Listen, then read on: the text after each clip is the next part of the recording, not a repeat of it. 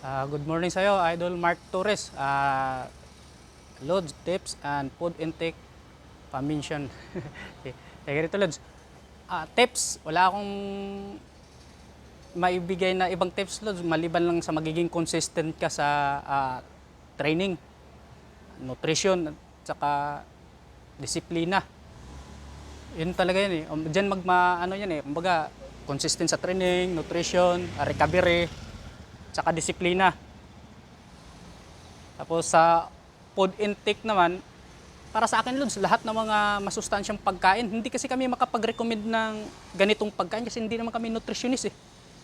Kumbaga, magbibigay lang kami ng tips, tips or idea.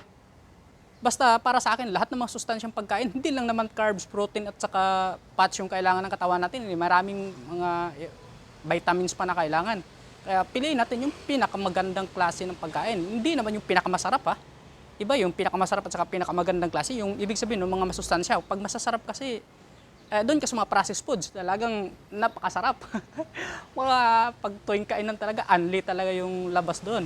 Kasi masarap nga eh. Ang quality of maganda o yung mga masustansyang pagkain, yung iba walang lasa. Pero marami namang makukuhang benepisyo yung katawan mo na pwede niyang gamitin ah, ah, para pwedeng gamitin ng katawan natin para magiging malusog tayo. Paano ba? Basta ganun yun, Lods. Kami di talaga kami makapag yung pinapakita lang namin, yun yung mga kinakain namin, ginagawa. Pero di yan galing sa mga lisensyadong nutritionist ha. Baga parang experiment lang namin. Yung umipikto sa amin, pwedeng umipikto rin sa inyo, pero pwede rin hindi.